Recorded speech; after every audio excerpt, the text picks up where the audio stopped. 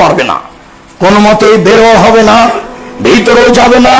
তার মানে হলো লা ইয়ামুতু ফিহা ওয়া লা ইয়াহইয়া, সে সেখানে মরবেও না, সে সেখানে বাঁচবেও না। এটাই হলো মরণ তাকে চতুর্দিক থেকে ঘিরে ধরবে, কিন্তু সে মরবে না। এই সময়ে তার পানির প্রয়োজন হবে, পানি চাইতে থাকবে।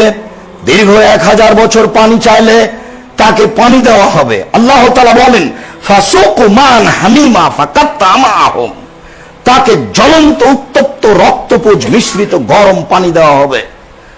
গিলাসটা, পান পাত্রটা মুখের পাশে নিয়ে যাওয়ার সাথে সাথেই নিচের ঠোঁটটা জড়িয়ে নাভিতে আসবে, উপরে ঠোঁটটা জড়িয়ে মাথার দিকে যাবে। পলিথিন কাগজে আগুন লাগলে যেমন দেখা যায় জড়িয়ে আপনার দিকে আসছে, ঠিক গিলাসটা, পান পাত্রটা পাশে নিয়ে গেলেই উপরের ঠোঁটটা জড়িয়ে উপরের দিকে যাবে, নিচের ঠোঁটটা জড়িয়ে নিচের দিকে আসবে।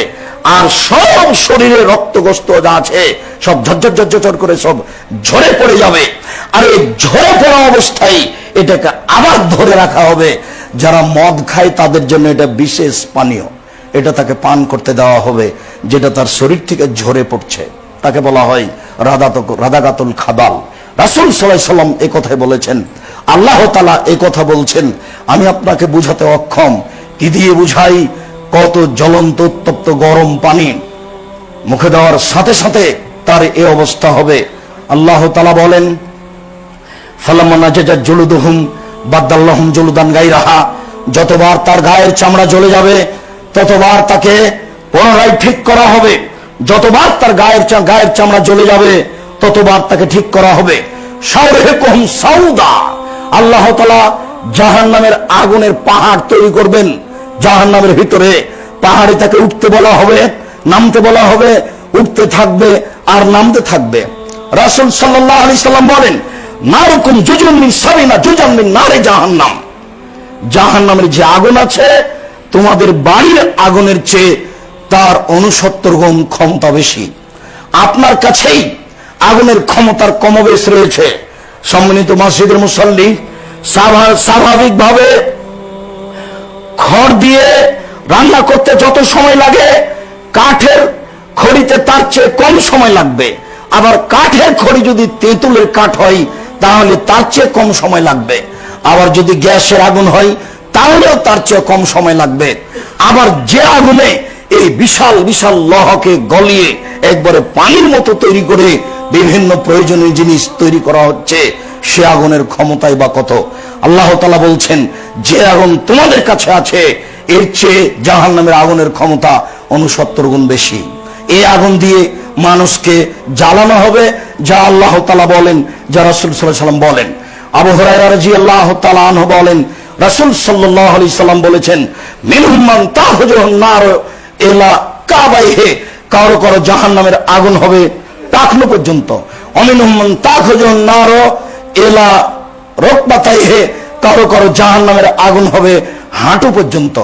অমিনহুম মান তাখজুহুন নার ইলা হাকওয়াইহি, কারো কারো জাহান্নামের আগুন হবে কোমর পর্যন্ত। অমিনহুম মান তাখজুহুন নার ইলা তারকাতিহি, আর কারো কারো জাহান্নামের আগুন হবে নাক পর্যন্ত। তবে মুহাম্মদ সাল্লাল্লাহু আলাইহি সাল্লামের চাচা আবু জাহালের জন্য এসব গায়ে আগুন থাকবে না, 2টি আগুনের জুতা তার পায়ে পরানো হবে, তার ভিত্তিতেই তার মাথার মস্তক টকবক করে ফুটবে বলে রাসূল সাল্লাল্লাহু আলাইহি সাল্লাম বলেন। মুসলিম। সম্মানিত মসজিদের মুসল্লি, জাহান্নামের বাস্তব বিবরণে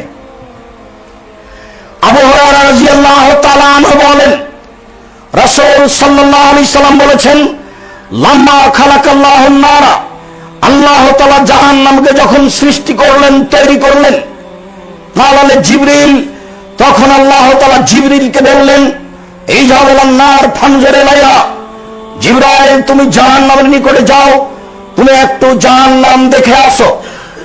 ফাযাবা ইলাইহা ওয়া নাযারা ইলাইহা, জিবরাইল জাহান্নামের নিকটে গেলেন এবং জাহান্নামকে লক্ষ্য করলেন। সুম্মা যা, তারপর আল্লাহর নিকটে আসলেন।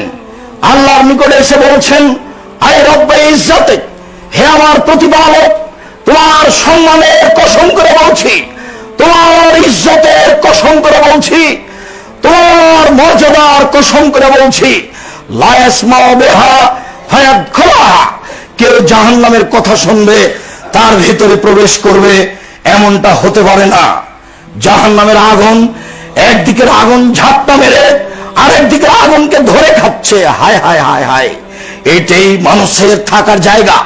কেউ যদি এই জাহান্নামের কথা শুনে সে জাহান্নামে যেতে চাইবে না। ইতিমধ্যে আল্লাহ তাআলা জাহান্নামকে ঘেরে দিলেন বিশ্বহৎ প্রবৃত্তি দিয়ে, মনের ইচ্ছে দিয়ে জাহান্নামকে ঘেরে দিলেন। আবার বললেন, জিবরাইল ইযহাবিল আন্নার, তুমি জাহান্নামের কাছে যাও। ফানজুর ইলাইহা, জাহান্নামকে তুমি এবার দেখে আসো। ফাযাহাবা, জিবরাইল জাহান্নামের কাছে গেলেন। ওয়া নাযারা ইলাইহা, তিনি গভীরভাবে জাহান্নামকে লক্ষ্য করলেন। লক্ষ্য করে এসে বলছেন, আয় রব্বে ইজ্জতে, হে আমার প্রতিপালক, তোমার সম্মানের কসম করে বলছি। হে আমার প্রতিপালক, তোমার মান সম্মান, তোমার ইজ্জতের কসম করে বলছি। লা ইয়াবকা আহাদুন ইল্লা দাখালাহা, কোন মানুষই বাকি থাকবে না, সবাই জাহান্নামে যাবে। জিবরাইলের ধারণা কোন মানুষ প্রবৃত্তির বাহিরে চলবে, এইটা জিবরাইলের ধারণা হলো না। জিবরাইল যেভাবে বললেন তাতে প্রবৃত্তি দিয়ে জাহান্নামকে ঘেরা আছে। মানুষ জাহান্নামে প্রবৃত্তির বিরোধিতা করতে পারবে না, কাজেই সবাই জাহান্নামে যাবে। এই মন্তব্য জিবরাইল করলেন। হাদিস বুখারী মুসলিম।